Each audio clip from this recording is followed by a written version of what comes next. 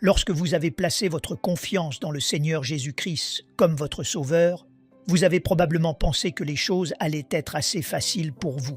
Il se peut justement que les choses soient devenues plus difficiles et qu'en conséquence, vous ayez commencé à questionner Dieu, à vous demander où il était, pourquoi il ne répondait pas à vos prières et pourquoi il ne tenait pas sa parole. Eh bien, il a tenu sa parole. Dieu tient toujours sa parole. Il sait que nous ferons tous face à des situations et des circonstances de la vie qui nous seront difficiles. Nous ne savons pas vers quel côté nous tourner. C'est pourquoi il a dit à ses disciples, avant de partir, qu'il allait leur envoyer quelqu'un qu'il a appelé l'aide. Et cette aide serait avec eux tout au long de leur vie. Cette aide est appelée le Saint-Esprit. Car voyez-vous, Dieu a fait un dépôt extraordinaire pour quiconque est prêt à le croire, prêt à lui faire confiance. La Bible parle de Dieu comme étant Dieu le Père, Dieu le Fils et Dieu le Saint-Esprit, les trois personnes de la Trinité. Et parfois les gens sont confus par cela. Je veux donc vous montrer un bref diagramme juste pour vous donner une idée qu'en réalité, ils ne font qu'un. Et si vous remarquez, il y a Dieu. Il y a Dieu le Père qui est le Créateur et le souverain dominateur de l'univers. Dieu le Fils, Sauveur et notre Seigneur. Dieu le Saint-Esprit, notre aide et celui qui nous fortifie. Les trois personnes de la Trinité constituent la divinité. Imaginez vivre avec de tels atouts à votre nom sans jamais y avoir recours. C'est là que se trouvent beaucoup de chrétiens. Ils ne savent rien du Saint-Esprit. À un certain moment de leur vie, ils ont été sauvés. Il n'y a aucun doute dans leur esprit à ce sujet. Puis quelqu'un leur a dit « Eh bien, maintenant que tu es sauvé, fais de ton mieux. Un de ces jours, tu mourras et tu iras au ciel. » Et ainsi, personne ne leur parle jamais du dépôt extraordinaire du Saint-Esprit. Personne ne le leur explique jamais. Et ils vivent donc leur vie chrétienne insatisfaits, ayant des besoins auxquels ils ne savent comment répondre, pensant qu'ils prient un Dieu dont ils ne sont pas sûrs qu'il les écoute. Et ainsi, ils meurent très insatisfaits de leur vie chrétienne. Ils ne connaissent rien de leurs dons spirituels. Ils ne connaissent rien de leurs capacités et de leurs talents. Ils vivent donc simplement leur vie du mieux qu'ils peuvent avec un certain sentiment de déception. J'ai rencontré beaucoup de gens qui ont été sauvés tôt dans la vie et qui disent « Eh bien, vous savez, cette vie chrétienne n'est pas aussi extraordinaire qu'on le prétend. » Oh, si, elle l'est. C'est juste que vous ne la connaissez pas. Il n'y a pas de déception en Jésus, en Dieu le Père, Dieu le Fils, Dieu le Saint-Esprit. Ainsi, dans ce message, je veux que nous voyions ce que Dieu a fait pour vous, ce qui est à votre portée, ce qui est déposé sur votre compte céleste, si vous êtes prêts à vous abandonner à lui et à puiser dans ces réserves impressionnantes que Dieu a placées sur votre compte. Que faites-vous lorsque vous traversez des moments difficiles? Lorsque vous vous retrouvez, peut-être, le dos au mur, que vous ne savez plus quoi faire? Vers qui vous tournez-vous? Criez-vous vers Dieu? Vous le faites probablement à un moment donné. Mais ce que je veux que vous voyiez, c'est ceci. Dieu a dit très spécifiquement « Je vous ai envoyé un aide ».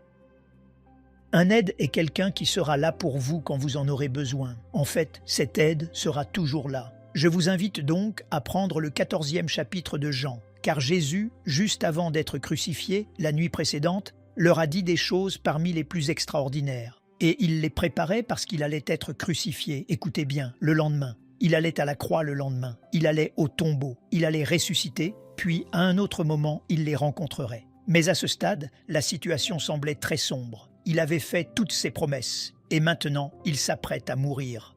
Et malgré tout ce qu'il avait dit, le fait qu'il allait mourir faisait de l'ombre à tout le reste. Si vous regardez au verset 15 du 14e chapitre de Jean, « Si vous m'aimez, gardez mes commandements. » Et puis il a dit, sachant qu'il s'apprêtait à les quitter, « Et moi, je prierai le Père. » Maintenant, regardez bien ceci.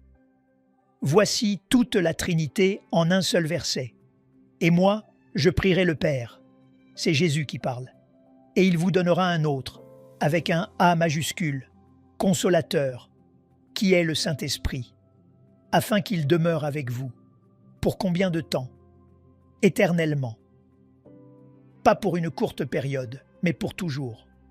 Il dit « Je vous quitte, mais je vais vous donner un aide », un terme qui désigne une personne de la Trinité, le Saint-Esprit. Il sera avec vous pour toujours, l'Esprit de vérité, que le monde ne peut recevoir, parce qu'il ne le voit point et ne le connaît point. Mais vous, vous le connaissez, car il demeure avec vous, et il sera en vous. Je ne vous laisserai pas orphelin, je viendrai à vous. À aucun moment, depuis l'instant où vous avez fait confiance à Christ comme votre sauveur personnel, vous n'avez été seul. À aucun moment, vous n'avez été impuissant.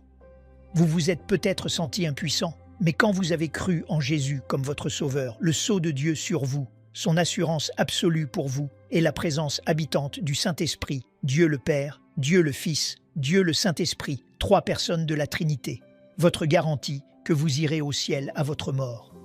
Alors, je me demande, dans votre vie personnelle, quel rôle le Saint-Esprit joue-t-il et quel rôle a-t-il eu? Vous avez probablement été sauvé comme moi. Et on m'a dit à l'âge de 12 ans, « Charles, sois un bon garçon, et un de ces jours, tu mourras et tu iras au ciel. » Être un bon garçon était un peu difficile à l'âge de 12 ans. Mais quoi qu'il en soit, c'est tout ce qu'ils m'ont dit, c'est tout. Sois sage. Eh bien, souvent, je n'étais pas toujours sage. C'est tout ce qu'ils ne m'ont jamais dit que j'avais cet extraordinaire Saint-Esprit en moi pour m'aider à grandir, m'aider à être ce que Dieu voulait que je sois, m'aider à faire ce que Dieu voulait que je fasse. Ils ne m'ont rien dit de tel. Le même Dieu qui vous a sauvé m'a sauvé. Le même Saint-Esprit qui habite en moi habite en vous. Et quand je pense à ces gens qui vont à l'église pendant 20, 30, 40, 50 ans, et que cette personne vit toute sa vie sans jamais connaître le trésor de sa vie, vivant en elle, et qu'on ne lui a jamais parlé de lui. Et je pense à qui que vous soyez et où que vous alliez à l'église, si vous n'entendez jamais parler du Saint-Esprit, vous devez changer d'église parce que quelqu'un ne vous raconte pas toute l'histoire. L'histoire complète, c'est Dieu le Père, Dieu le Fils et Dieu notre aide, le Saint-Esprit. Il leur a donc dit « Je m'en vais et je vous en enverrai un autre ». C'est-à-dire que le Saint-Esprit sera votre consolateur. Maintenant, regardez ceci attentivement. Quelle est l'œuvre du Saint-Esprit? Que fait-il dans la vie d'une personne? Ce que je veux que vous réalisiez, c'est ceci. Je vais simplement vous dire ce qui est vrai. Je vais vous dire ce qui est vrai à votre sujet. Je vais vous parler de cet atout extraordinaire que Dieu a déposé en vous pour vous aider à chaque instant de votre vie. Pour peu que vous soyez prêts à faire appel à lui faire confiance, à compter sur lui, à le croire et ce qu'il fera pour votre vie. Je dis simplement que vous avez Dieu, le Saint-Esprit, vivant en vous. Et remarquez comment il l'a appelé. Jésus a appelé le Saint-Esprit l'aide. Combien d'entre vous ont déjà eu besoin d'aide? Chacun d'entre nous a eu besoin d'aide. Et nous avons le grand, l'infini, l'impressionnant, le tout-puissant aide, vivant à l'intérieur de nous, désireux de nous donner une direction, une guidance et tout autre secours quand cette aide est nécessaire. Examinons cela un instant. Quelle est l'une des premières œuvres du Saint-Esprit? Quand vous avez été sauvés, comment l'avez-vous été? Par l'œuvre du Saint-Esprit. Et quand il sera venu, il convaincra le monde en ce qui concerne le péché, la justice et le jugement. C'est-à-dire que l'une de ses premières œuvres dans notre vie est de nous convaincre de péché, de nous faire réaliser que nous péchons contre Dieu et que nous avons besoin d'un Sauveur. Et il vit en nous. Par conséquent, quand vous et moi, quotidiennement dans notre vie, nous avons une mauvaise pensée ou disons quelque chose que nous ne devrions pas, traitons quelqu'un comme nous ne devrions pas le traiter, ou manquons à faire ce que nous devons faire.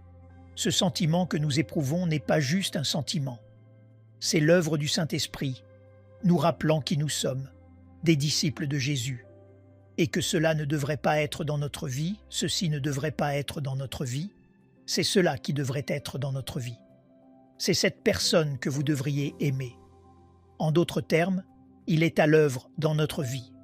Qui que vous soyez, que vous le reconnaissiez ou non, il est à l'œuvre dans votre vie.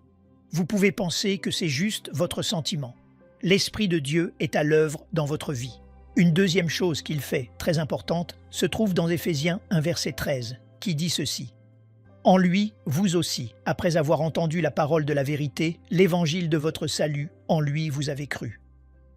Il dit, en lui vous avez cru, et vous avez été scellés du Saint-Esprit qui avait été promis. Maintenant, qu'est-ce que cela vous dit? Regardez bien ceci. Un sceau, à l'époque, signifiait que quelque chose était authentique. Cela parlait aussi de propriété. Cela parlait aussi de protection. Nous avons en nous un protecteur extraordinaire. Et ainsi, il dit que le Saint-Esprit de Dieu nous a scellés. Qu'est-ce que cela signifie? Pour vous, par exemple, à qui l'on a enseigné que vous pouvez être sauvé puis perdre votre salut, ce n'est pas vrai. Écoutez, Dieu ne brise pas ses propres sceaux. Il vous a scellés, ce qui signifie exactement ce que nous avons dit. Vous appartenez à Dieu. Dieu vit en vous. Vous êtes sous sa protection divine. Et il a pourvu à tout ce dont nous avons besoin. Ainsi, quand nous pensons en termes de Saint-Esprit, nous ne parlons pas d'un esprit quelconque. Nous parlons de la personne de la divinité vivant en vous qui vous a scellé. Maintenant, que dire des gens qui pensent qu'on peut être sauvé puis être perdu?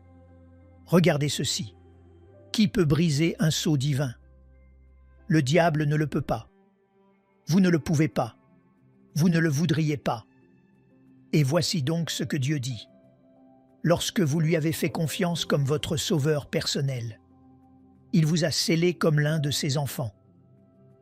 Vous êtes pour toujours un enfant de Dieu.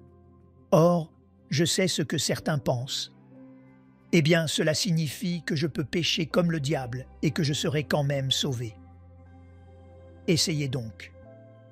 Le Saint-Esprit en vous, tout d'abord, vous convaincra et vous rendra misérable. Il va vous rendre misérable pendant des années, s'il le faut, en continuant à vous rappeler que vous menez une vie impie, une vie non sainte. Dieu n'est pas satisfait de cela. Vous allez rater bénédiction après bénédiction. Et alors les gens se demandent, qu'est-ce qui ne va pas dans ma vie? Ce qui ne va pas dans votre vie, c'est le péché, c'est que vous ignorez le Saint-Esprit qui essaie de dire « Regarde, regarde ce que tu fais, ce n'est pas nécessaire ». C'est là l'amour extraordinaire de Dieu. Le Saint-Esprit vous a marqué d'un sceau divin et céleste. Vous êtes à lui. Il est votre aide. Puis une troisième chose qu'il fait, et c'est une façon simple de dire ce que nous disons dans Romains 8, verset 11, « Il habite en nous ». Ce n'est pas comme si le Saint-Esprit était là-haut au ciel et nous ici-bas, et que la distance était longue. Écoutez ceci. Et si l'esprit de celui qui a ressuscité Jésus d'entre les morts habite en vous, celui qui a ressuscité Christ d'entre les morts rendra aussi la vie à vos corps mortels par son esprit qui habite en vous. C'est-à-dire que nous avons un don qui est un don éternel, et c'est le Saint-Esprit marqué par sa propriété. Ainsi, écoutez bien, quand vous et moi péchons contre Dieu, nous violons ses principes, nous violons la personne même qu'il a envoyée pour nous sceller, pour faire de nous l'un des siens, pour être notre aide. Nous sommes ses enfants. Nous sommes sous sa direction divine. Il dit qu'il habite en nous. Je me demande comment les gens vivraient s'ils pensaient chaque jour « Je suis habité par le Dieu saint ». Si vous pensiez dans votre vie, chaque jour, en vous réveillant le matin, que vous êtes habité par le Dieu saint parce que vous l'êtes. Le Saint-Esprit est là pour nous habiter, pour nous rendre capables de faire tout ce qu'il exige de nous. Une quatrième chose qu'il fait, c'est qu'il nous enseigne. Écoutez le 14e chapitre de Jean au verset 26. « Mais le Consolateur, l'Esprit Saint, que le Père enverra en mon nom, vous enseignera toutes choses et vous rappellera tout ce que je vous ai dit. » Réfléchissez à cela. Dès l'instant où vous et moi avons été sauvés, nous avons l'enseignant au-dessus de tous les enseignants en nous. C'est lui qui nous aide à comprendre la vérité. C'est lui qui nous aide à transmettre la vérité aux autres. Il est l'enseignant. Par exemple, lorsque vous vous trouvez dans une situation difficile, et que vous cherchez un passage des Écritures. Seigneur, que dois-je lire? C'est lui qui vous montrera où aller. C'est lui qui interprétera la parole de Dieu. C'est lui qui vous encouragera. Il dit qu'il est notre aide. Il nous encourage, nous amenant au bon passage, nous aidant à voir ce que Dieu pense de notre situation, quelles sont les circonstances. Nous avons cet atout extraordinaire que beaucoup de gens ignorent dans leur vie. Et ils diront, « Eh bien, je ne lis pas beaucoup la Bible parce que je ne la comprends pas. » Comment apprend-on à comprendre la parole de Dieu? En la lisant et en faisant confiance au Saint-Esprit. Pensez au nombre de fois où vous avez affronté une situation difficile dans votre vie et qu'avez-vous fait? Vous vous êtes tourné vers un passage de l'Écriture où vous feuilletiez simplement la Bible et ce verset particulier vous a frappé. Et vous vous dites, « Dieu, tu savais que j'avais besoin de cela. » Oui, il le savait. C'est pour cela qu'il vous a conduit là. Voyez ce qu'il dit. Il dit, « Je vous envoie un autre consolateur. » Nous avons un aide divin, surnaturel et divin en nous pour nous aider dans chaque circonstance de notre vie. Il est notre enseignant. Mais après avoir été notre enseignant, que fait-il? Il nous révèle la vérité. Regardez donc, si vous le voulez bien, dans la première épître aux Corinthiens, chapitre 2 et verset 12, « Or nous n'avons pas reçu l'Esprit du monde, mais l'Esprit qui vient de Dieu, afin que nous connaissions les choses que Dieu nous a données par sa grâce. » Il y a beaucoup de choses que nous ne comprenons pas, et pourtant nous avons le Saint-Esprit vivant en nous pour nous donner l'intelligence. Et combien de fois ai-je écouté des gens me dire à quel point ils étaient découragés parce qu'ils avaient lu la Bible et qu'elle ne leur disait rien. Écoutez, le Saint-Esprit qui est notre enseignant, c'est l'une de ses œuvres. Il nous enseignera la vérité si nous venons à la parole et lui demandons de nous montrer. C'est l'une de ses responsabilités en tant que Saint-Esprit.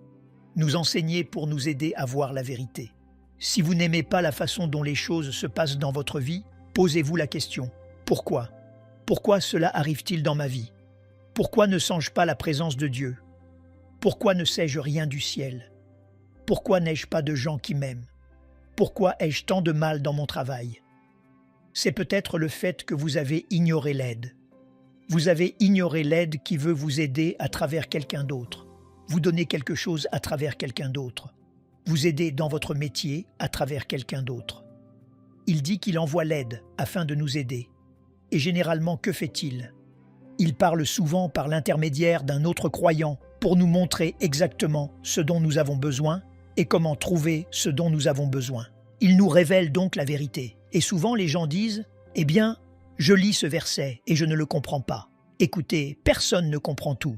Si quelqu'un dit « J'ai tout compris », alors c'est qu'il n'a rien compris. En fait, vous êtes ignorant si vous pensez comprendre chaque verset de la parole de Dieu, car il s'agit d'une connaissance divine, d'une connaissance sainte, d'une connaissance divine qui dépasse de loin notre univers. Il est notre aide, nous révélant la vérité. Et quand je pense à cela, je pense souvent à des versets que j'ai lus et pour lesquels je me suis dit « Seigneur, comment est-ce que j'applique cela à ma vie ?» Voici ce que j'ai découvert. Si je lis un passage de l'Écriture et que je ne le saisis pas tout à fait à ce moment-là, quelle que soit la raison, et que je veux savoir quelle est la vérité, à qui s'adressait-elle? Comment l'as-tu dit? Que voulais-tu dire alors et que veux-tu dire aujourd'hui? Il est notre enseignant, il est celui, regardez bien, il est celui qui traduit pour nous ce qu'un verset de l'Écriture signifie. Et je pense à ces gens qui ne lisent jamais la Bible et se demandent pourquoi la vie est ainsi. Si vous ne lisez pas la Bible, vous ignorez ce trésor. Les gens qui rejettent Jésus rejettent la vie à son meilleur, rejettent l'aide. Puis se demandent pourquoi les choses ne vont pas bien pour eux. Pour la simple raison qu'ils ont tourné le dos à cet atout extraordinaire. Scellé par le Saint-Esprit, il a scellé ses croyants. Il nous scelle aujourd'hui, nous enseigne, nous donne l'intelligence si nous sommes prêts à l'écouter. Et je pense que parfois les gens ont leur Bible près de leur lit le soir ou quelque chose comme ça. Et de temps en temps, ils allument la lumière et disent « Eh bien, je vais commencer à lire un passage ici ou là. » Mais souvent, ce n'est que lorsque les choses vont mal qu'ils ouvrent la parole de Dieu. Elle est là pour vous. Toute cette vérité extraordinaire est là pour vous, si vous ouvrez la parole de Dieu. Si vous demandez au Saint-Esprit de vous donner l'intelligence, il le fera. Vous direz, « Eh bien, cela signifie-t-il que tout est compréhensible dès la première lecture ?» Non. À la 10e lecture? Non. Parfois, écoutez, nous parlons de Dieu. Nous parlons d'une connaissance et d'une sagesse qui dépassent de loin la capacité humaine, mais rien dont nous n'ayons pas besoin. C'est-à-dire que, quel que soit notre besoin, l'Esprit de Dieu va nous donner l'intelligence. Ainsi, quand je pense qu'il nous révélera la vérité, et ensuite, bien sûr, qu'il nous guidera, quand le Consolateur sera venu, l'Esprit de vérité, il vous conduira dans toute la vérité. Quelqu'un dira, « Eh bien, vous savez, j'essaie de prendre une décision dans ma vie, j'ai évalué ceci et cela, et j'en ai parlé à un tel. » En avez-vous parlé à Dieu? Le Saint-Esprit qui vit en vous est prêt à vous guider dans chaque décision que vous affrontez. Lorsque vous prenez une décision dans vos affaires, dans votre vie personnelle, dans vos relations avec les autres, sur le plan financier, quel qu'il soit, lui demandez-vous de vous donner une direction. Il nous montrera la vérité. Quand il viendra, il nous guidera dans toute la vérité. C'est-à-dire que vous ne pouvez pas penser à une question sur votre vie pour laquelle vous avez besoin de quelque chose sans qu'il ne vous montre quoi faire. Il est là pour vous montrer, pour vous donner une guidance et une direction divine. Qu'en est-il de vos enfants, par exemple? Vous voulez que vos enfants, lorsqu'ils se trouvent dans une situation où ils ne savent pas quoi faire, viennent vers vous en tant que parents pour vous demander conseil et vous fassent confiance pour les aider. Et ainsi, nous nous retrouvons dans des situations et des circonstances où nous ne savons pas quoi faire. Que faisons-nous? Nous courons demander à quelqu'un d'autre. C'est bien de demander à quelqu'un d'autre. Mais vous devriez d'abord demander à Dieu. Si vous demandez d'abord au Seigneur, « Seigneur, donne-moi la sagesse et la direction », il dit qu'il nous conduira dans toute la vérité. Quel que soit le besoin de direction que j'ai, il est plus que désireux de nous montrer si nous sommes prêts à prendre le temps de lui demander et à croire ce qu'il dit.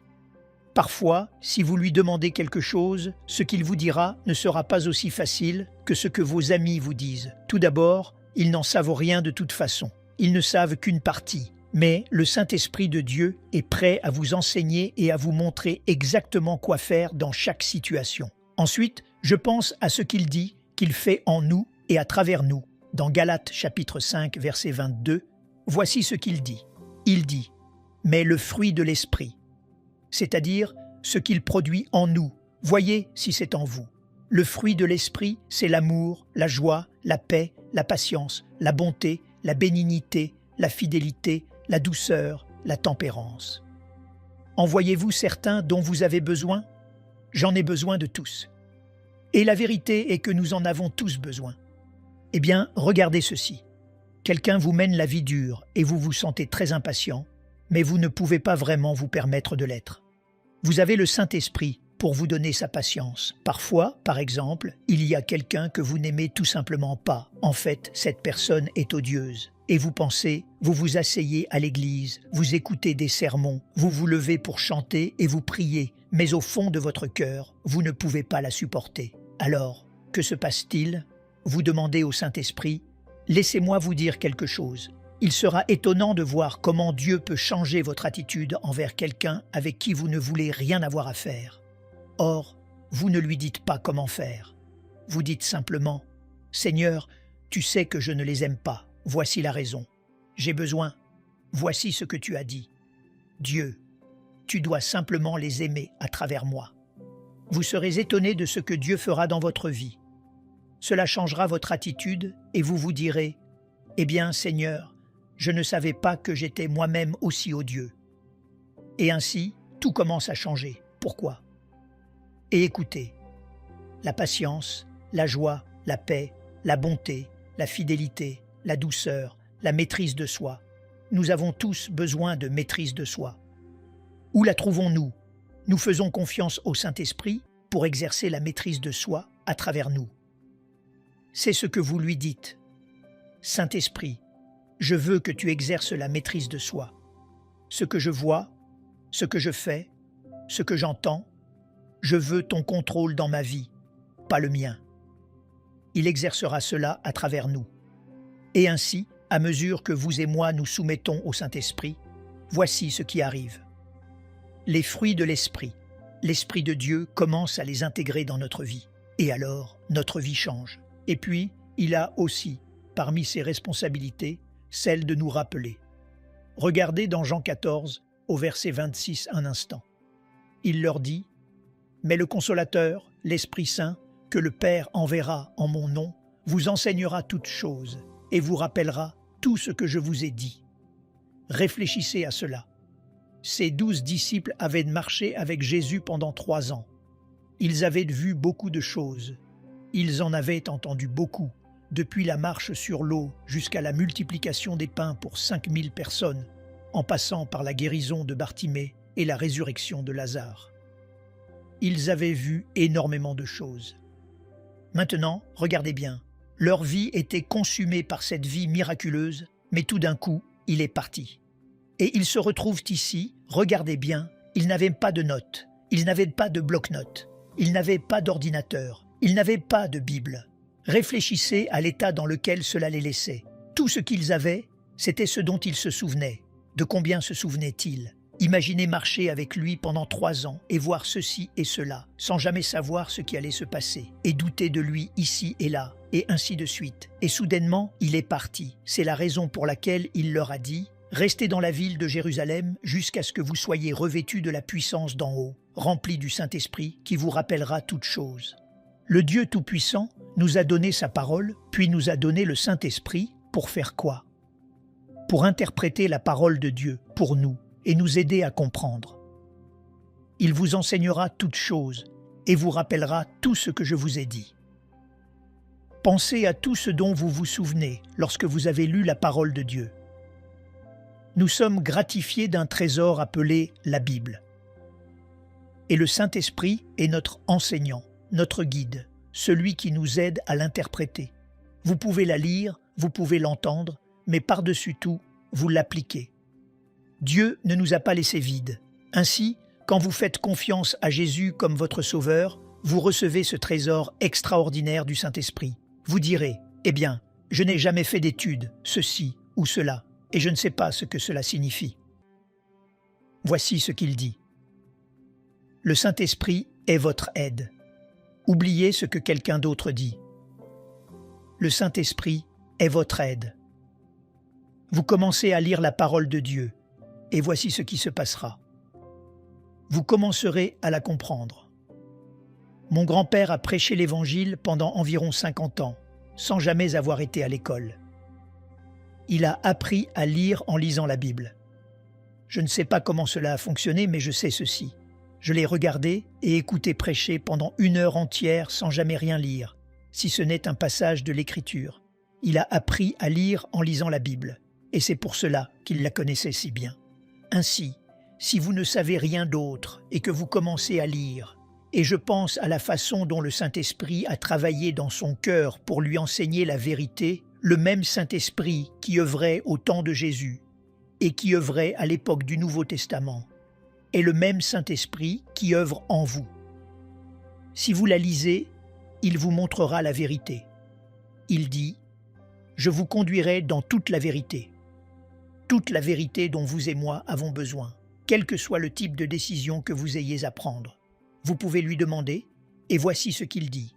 Je vous envoie un consolateur, le Saint-Esprit, qui vous enseignera tout ce que j'ai dit. » Ainsi, quand vous y pensez, considérez à quel point il est suffisant.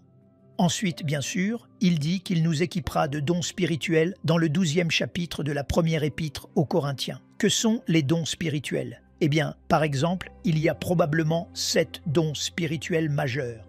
Il y a le don de prophétie, d'enseignement, de miséricorde, d'encouragement, de service, de libéralité, d'administration. Tous les dons entrent probablement dans ces 7 catégories. Et ainsi, la vérité est, regardez bien, vous avez un don spirituel. Et ainsi, il nous donne les dons et exerce ces dons dans notre vie selon ce qu'il veut que nous fassions, ce à quoi il nous a appelés. Quelqu'un dira, « Eh bien, je n'ai aucun don. » Si, vous en avez. Vous avez des dons.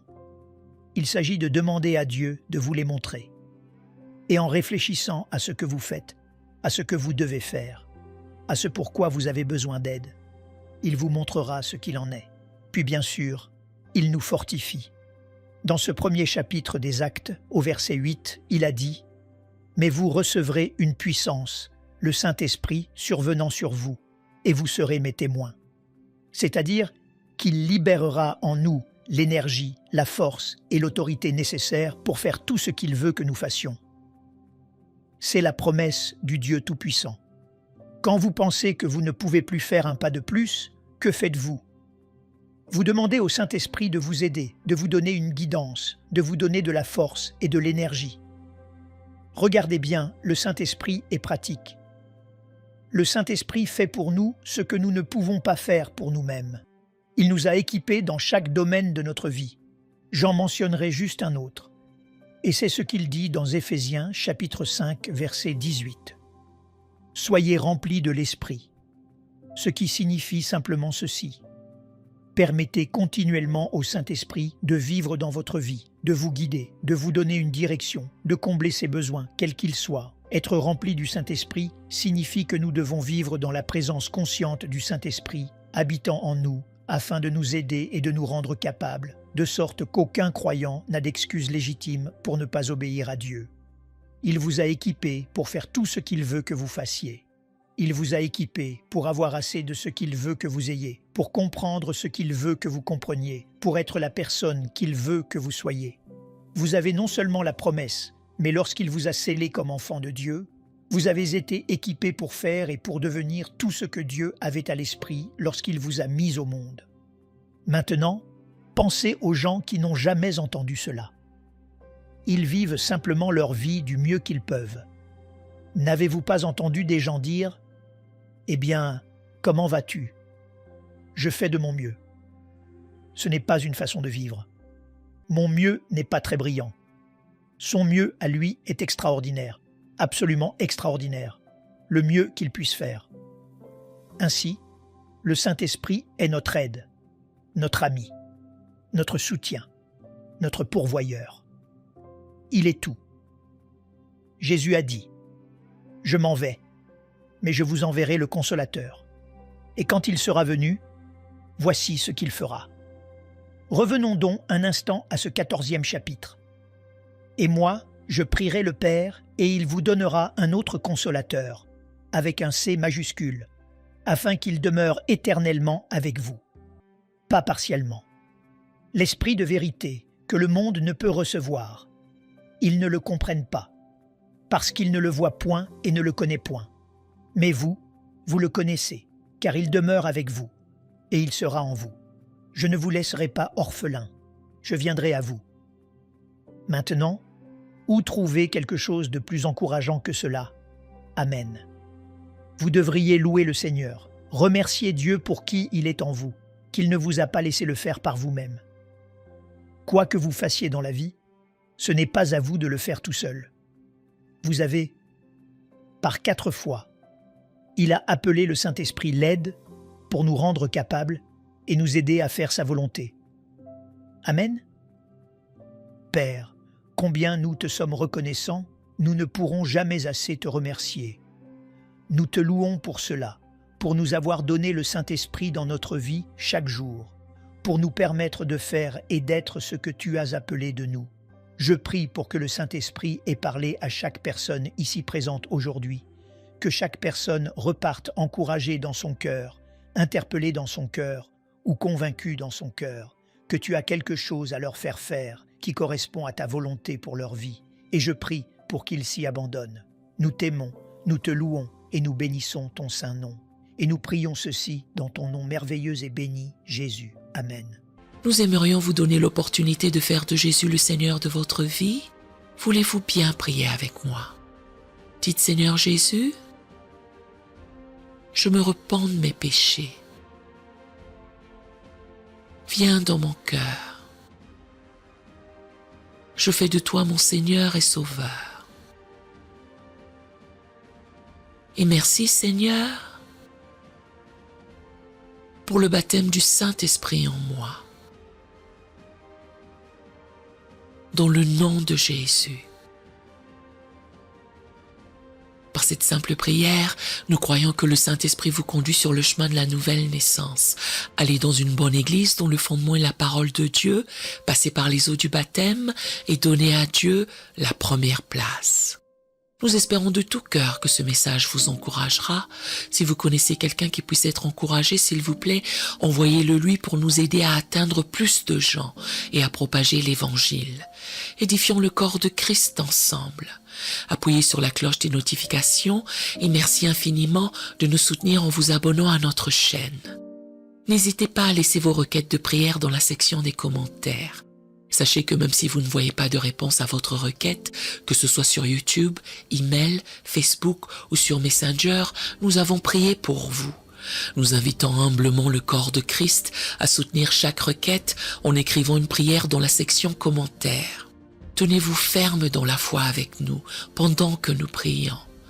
Que la grâce et la paix du Seigneur Jésus-Christ soient avec vous tous et qu'il vous bénisse merveilleusement.